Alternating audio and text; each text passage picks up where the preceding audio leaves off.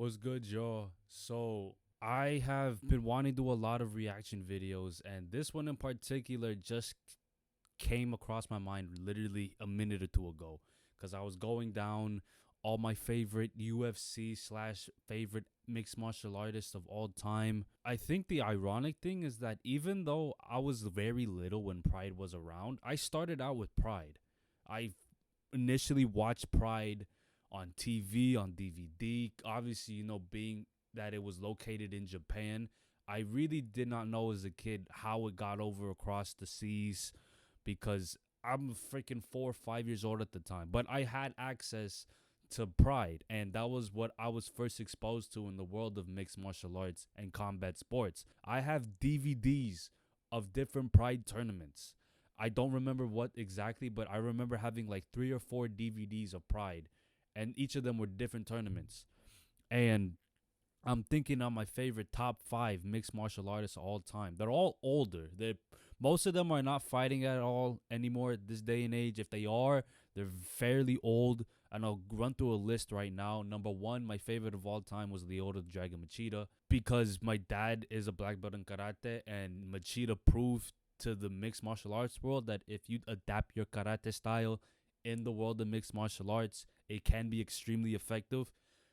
I do not know much karate myself, but knowing that my dad did it for a very long time, practiced it decades, and was a black belt in it, it had a little sense in me like, you know what?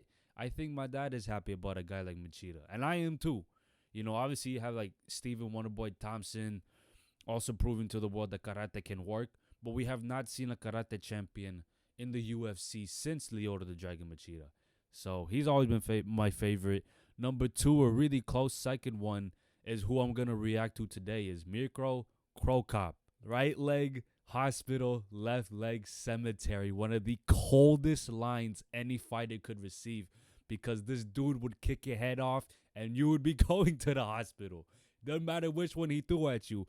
One was worse than the other, but it's like, would you rather go get hit by a semi-truck, or would you rather get hit by an 18-wheeler? Like, it doesn't really matter. You're going to get fucking murdered. He was nasty when it comes to knockouts. Now, I am not going to sit here and talk about that Gonzaga head kick KO, because as a little kid, as a 6-year-old kid, no one is supposed to see legs twist that way. That still gives me PTSD. I do my best to avoid watching that fight. Avoid watching the moment where Cro Cop gets knocked the fuck out.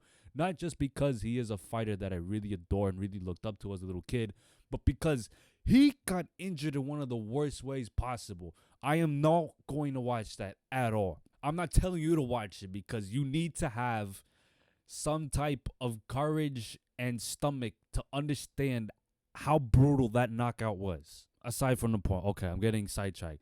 Number 3, BJ Penn. The Prodigy was one of my favorite fighters of all time. I remember when he was going up against GSP, I wanted BJ Penn to win so bad. Obviously, GSP won that fight. Such a good puncher, yet he had an incredible Brazilian Jiu-Jitsu game. Ground game was impeccable. I remember when I think he had a trilogy with Matt Hughes, if I remember correctly. That was really fun to watch. And I wasn't the biggest Matt Hughes fan, so I would always go for BJ Penn. But damn, that was so much fun to watch as a little kid. Number 4 would have to be Brandon the Truth Vera. Being a Filipino myself, it was kind of necessary for me to like some type of Filipino mixed martial artist. I really wanted to root for Mark Munoz, and he was okay at some point in time, but he kept on getting knocked out, and I was just like, damn, he keeps getting knocked out. Brandon Vera, I did that little celebration. I forget who he head kicked, but he head kicked somebody, and I'll show it somewhere because that's iconic. I did that at like my 5th or 6th birthday party. I remember doing it, but I don't remember what the dance looked like. Number 5 would have to be, because I grew up on Pride. This guy pretty much ran mixed martial arts for an extremely long time. Fedor, the Last Emperor Emelianenko. That man was a beast. He was a savage. He was scary. There's a reason why people didn't want to fight him for such a long time. And he never stepped foot in a UFC octagon. Imagine if he did, though. Oh my God, all the dream matches you could think of that would happen inside a UFC octagon probably happened in Strikeforce or probably happened in Pride, But imagine him against someone like Brock Lesnar. I honestly would have thought if Emelianenko was in his prime and Lesnar was in his prime, Emelianenko would smack the crap out of Lesnar. And I'm not saying it because I hate Lesnar, but Fedor Emelianenko was one of the rare heavyweights at the time who could really do everything. He wasn't just relying on his punching. The dude could kick your head off. The dude could take you down, ground and pound, choke you out. He was way ahead of his time, which is one of the reasons why he was so unstoppable. I mean, I don't even know how old he is at this point, but the guy is still knocking people out in Bellator. I know when he did the Grand Prix tournament, Bader eventually knocked him out. But, I mean, Emelianenko, in his prime, no one wanted to fuck with him. But, like I said before, this is a video. Hopefully, I could pull it up somehow, some way, put in my IEMs. I do remember some of Cro Cop's knockouts. I think my favorite one that I remember is the one against Vanderlei Silva, their second fight in Pride. I remember he was so mad. I don't remember why, though, but he was really mad. And he legitimately demolished Vanderlei Silva. And Vanderlei Silva was scary, too. I had to edit my audio a little bit, so this sounds different than the intro. Technical difficulties. There it is. Left leg cemetery. K1. K1 kickboxing, it looks like. Oh, leg kick. Oh. Oh.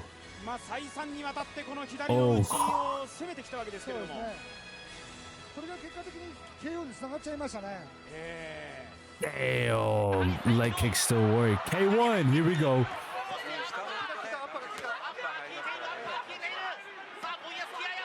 Cut. Good left hook. Good uppercut. Good right hook. Good uppercut. Okay. He's just teeing off on him, yeah. 最初のダウンを奪うまで29発、ストップがかかるまで31発、合計60発のパンチを続けざ。I didn't personally watch K1 as a kid. There it is. Left kick cemetery. This dude was nasty. I don't even think he caught it completely because he clipped him with some of his foot. And knowing Cro Cop, he likes using his shin. Oh, good uppercut. Ooh. Good strikes. Okay. Nice. Is that still Pride? If this is not Pride, they've copied it very well.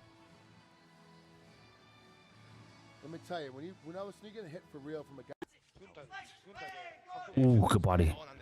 Oh, that looked like that hurt him. There it is. Oh, we ate it. Damn. Wow, I'm impressed. No, he didn't eat that one, though. No, he did not. He went to the hospital. He definitely blocked that left one, but that right one still killer. Oh, body kick. Oh. Ooh. Bink right there. That's Bob Sapp, though. The dude, like, come on. Hoće li Mirko krenuti to završiti, jer čini mi se da je Lorenu bilo malo ovo brojanje do 8. Još se nije posve oporavio. Ovdje stjeranje put ide sada serija. Nice uppercut. Damn. Right there. Oh, and then the overhead, too. That's nice. Oh, my God.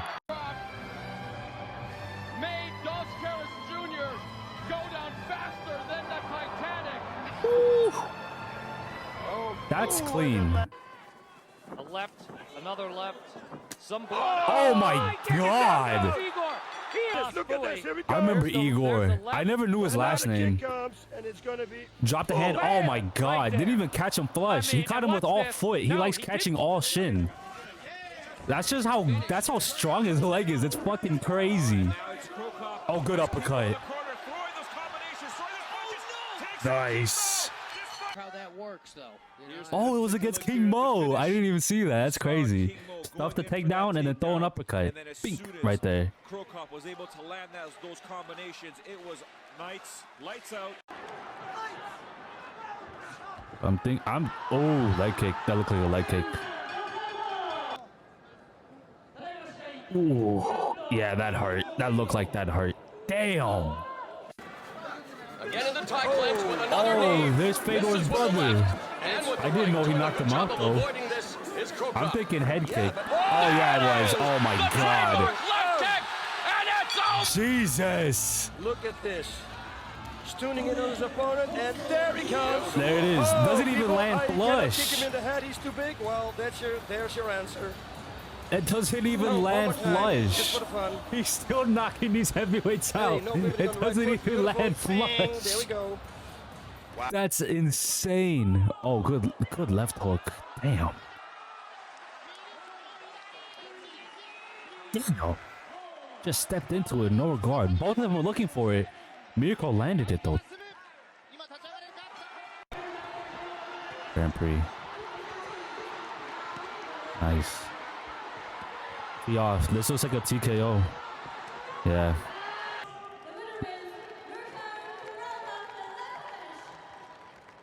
Cro Cop's just so fun to watch.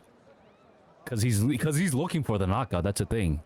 That's what made him fun to watch, because he was very patient, but he wanted to knock you out. Oh, spun away. Try to trip him. No good. Uppercut. Uppercut. Nice. And then the socket kicks. Watch this. He lands an uppercut. This one. That was the one that knocked him out, I think. Whoa, two. Yeah, that first uppercut. And another thing that I like about Pride compared to UFC, number one is the rule set.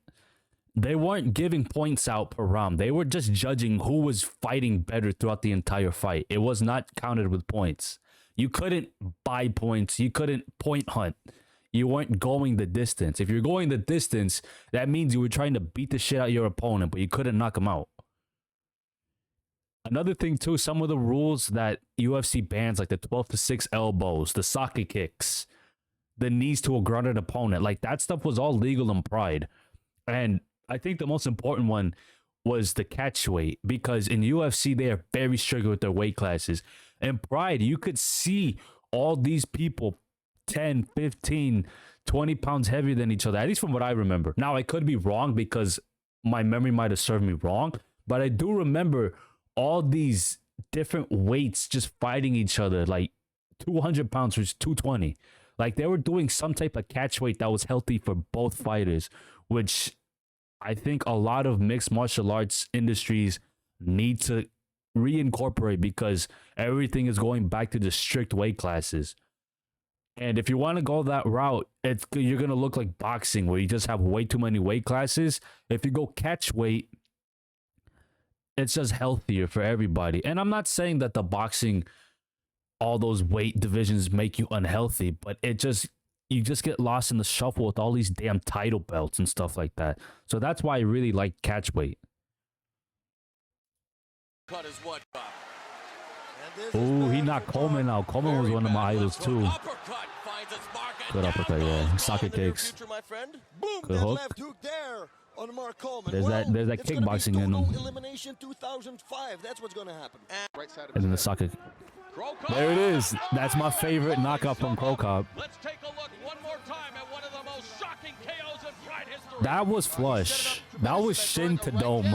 Cautious opening round, but you know when Mirko Cro Cop's in the fight again. Oh no! We're probably going to see the finishing blow. Yeah, that's it. 1, 2, and there we go. Oh, that looked painful. Performance from Mirko Cro Cop, not taking any risks. Oh, that might have got a floating rib. Really doing what needed to. There it is. There's that high kick. That didn't land flush either, but still. Socket kicks. There it is. Socket kicks. Oh, that's it. Yeah. Let's see. Ooh, it touched him. Yeah. It touched him. We didn't see that before, but I think it grazed him already. They're going to show it for sure one more time. The last valiant attempt there by Waterman with a single leg. Ooh, good uppercut. I don't remember him using this many uppercuts. Maybe that's just because I was watching fights where he just kept head kicking the shit out of his opponents. That might have been why. But he had a clean uppercut. I did not remember that.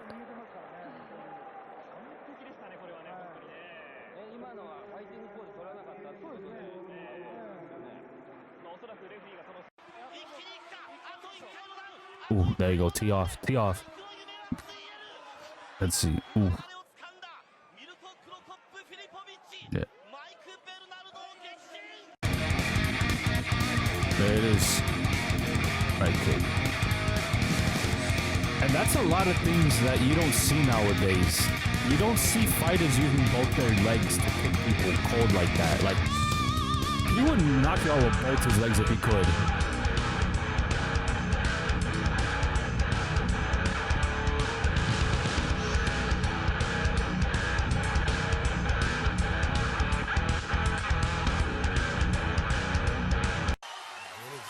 Let's see what they do here. There's a head kick. Classic. There's an uppercut. Dirty boxing. Okay. That was the finish? Okay. Yeah, that was blocked, but you still feel it through the gloves. It's Cro Cop shin and foot. You don't expect anything less. Oh, good left. Oh, good leg kick. Cro Cop, he'd stop throwing kicks because you get that, you bang that shin on shin. Even when you're a tough kicker, you'll stop. See the legs still on the ground. That's probably the 5th or 6th time he's kicked him in the exact same spot. That leg is you know, he has gi pants on, so you can't really. Cro Cop in total control. Oh, that's a body kick. He's done. He's done. It was a liver kick. Boss, the fight is almost over. It's almost over. This is going to be over. Ah, he ran into the body kick. Ah. Y'all don't realize kicks to the ribs are dirty, and the liver too. Don't forget about the liver and the solar plexus. Good left. Oh, he's dazed. He's dazed. There it is. Oh, good left. Watch this. Fake. Beat. That's rooted on commentary, bro. Oh, good uppercut. Oh, good combo. Dude, stuff it. Good hammer fist. Okay. Oh, good ground and pound. Okay. Okay. Nice. He does a great job. He's hurt bad. Minoru is hurt bad right now. That's really cool. I really haven't been following UFC in a very long time. The last couple UFC streams I've seen these fighters getting like these horrendous injuries. The first one I remember streaming was the Weidman versus a Uriah Hall fight. Yeah, y'all know what happened there, man. Those are some of the most gruesome injuries. That was difficult to watch. I watched that live and had to see what happened to Weidman. That was terrible. But at the end of the day, I saw Kamaru knock the shit out of Masvidal. So the combat sport is still alive and well. And it's not because I don't like Masvidal, but it's good to know that people in today's day and age in combat sports are still trying to basically kill each other, taking each other's heads off, all of that crap. And then the last one, UFC 280, I want to say 283, Makhachev versus Oliveira. Again, TJ Dillashaw. Gruesome injury once again. Like, that was tough to watch. I couldn't watch, I only watched, the first 10 seconds of the fight because I could not watch that fight beyond the first 10 seconds. But you look at things like the Makhachev-Oliveira main event. Makhachev absolutely classed the hell out of Oliveira. I mean, in every department, too. I was actually thinking Oliveira was going to have a chance if he stood up. But Makhachev knocked him down twice, which is the crazy part. So props to Makhachev and his team. And obviously, he under Khabib's wing, he's going to get some type of success. I'm happy that the combat sport is still alive and well. Obviously, health protocols are very important. All these really nasty injuries that are happening in the sport have been happening for a very long time. There's a time where the UFC was allowing fish hooks and nut punches and all of that crap. Obviously, the rules have changed. I think some of them are better than others. Obviously, like we're talking about what I mentioned before, the 12-6 elbows and the soccer kicks and the need to down opponents. That's a little gray area, obviously, but I'm just happy to see that how far the sport of mixed martial arts has gone in terms of the global stage. I told you, I started with Pride. That was Japan. You're talking about the greatest fighters ever just traveling to Japan to basically kick the shit out of each other and rule over one another. That's what they were there for, basically. And Cro Cop was one of those guys who legitimately ran mixed martial arts for a little bit because no one really wanted to fight him, and I do not blame him. I really do not blame him. But if you like the reaction video, comment down below, give a thumbs up. You know, if you're a combat sport fan fanatic, let me know who your favorite combat sport fighters. Not just boxing, or I'm sorry, not just martial arts, mixed martial arts, but, you know, jiu-jitsu, wrestling, boxing, kickboxing, Muay Thai, all of that stuff. Let me know because I've been following mixed martial arts pretty much my entire life. I may not be trained the same way these people have. I've trained myself, and I've had some training in different martial art backgrounds. So I like to say that I could defend myself. But then again, I'm not looking to fight people.